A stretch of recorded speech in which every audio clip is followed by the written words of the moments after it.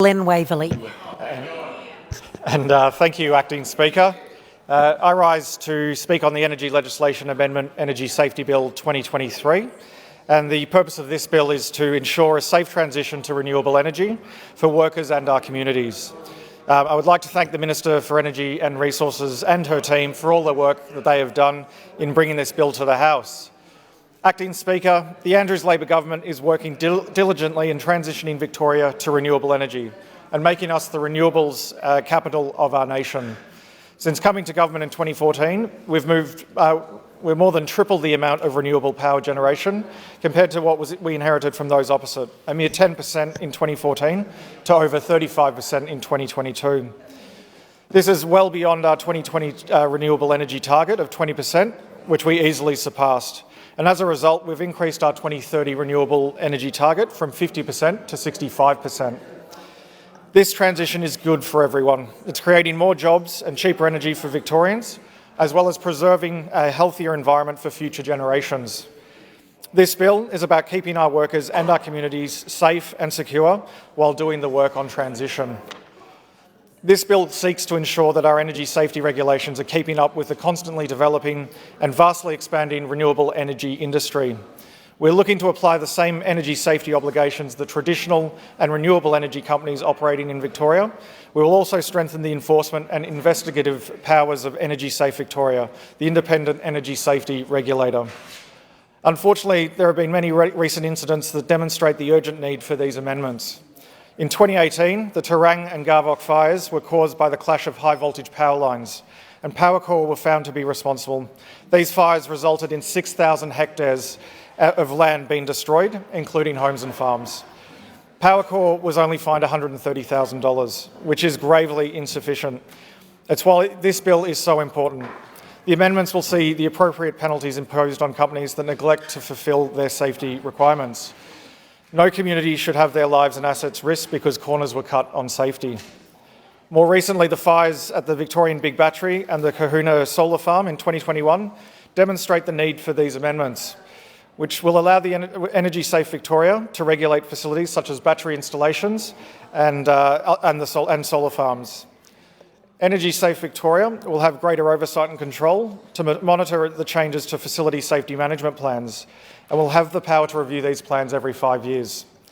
The current regulations are based on a structure of the energy sector from back in the 1990s, a sector composed of mainly large corporations and ones that did not consider the introduction of renewable energy to our state. Now, with the steadfast implementation of renewable energy, we have seen the establishment of smaller renewable energy companies. As a result, it is imperative that our regulations keep up with the changes in our energy industry so we can ensure that such renewable energy technologies are implemented and operated safely. I'm proud to say that this bill isn't the first thing that we've done to address the problem. We've done a fair bit of work to get to this stage. In 2017, the Minister for Energy initiated the independent review of Victoria's electricity and gas network safety framework. Essentially, this review was tasked with designing the safety regulations, obligations and incentives around the energy industry to remain up to date with our renewables. In 2018, the Andrews Labor government supported 42 of the 43 of the recommendations made by that review. To date, over half of these recommendations have been completed, and more of these recommendations are on track to completion. Additionally, this bill is addressing 3 of those recommendations.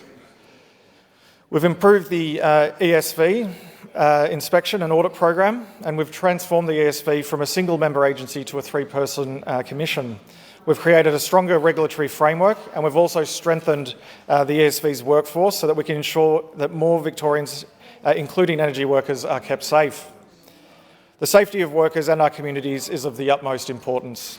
That's why this bill will allow the Governor and Council to declare certain electricity installations under the advice from the Minister of Energy and Resources to be a certain class. So specific safety duties and obligations will apply.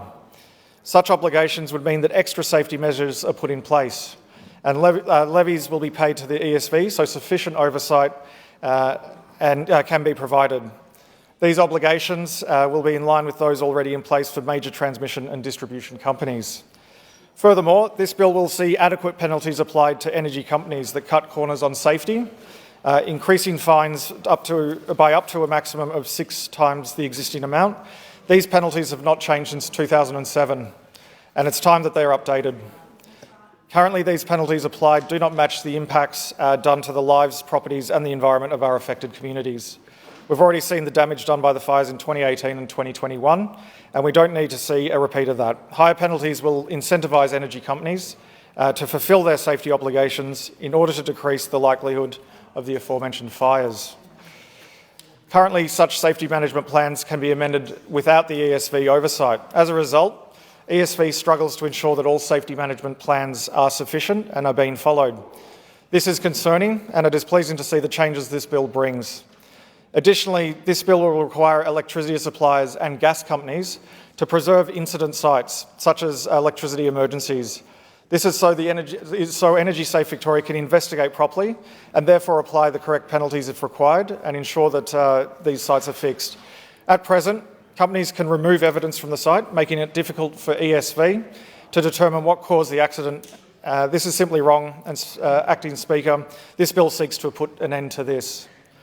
Acting Speaker, this bill will also strengthen Energy Safe Victoria, our energy safety regulator.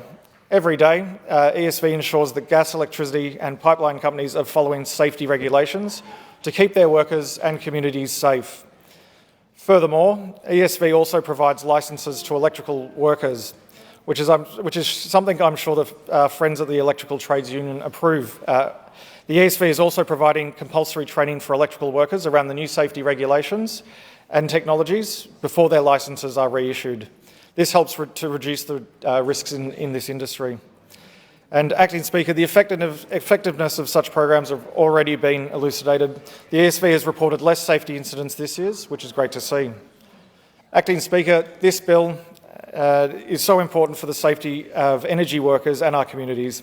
It's great to see the Andrews Labor government working hard to transition to clean, renewable energy, ensuring our planet is safeguarded for future generations.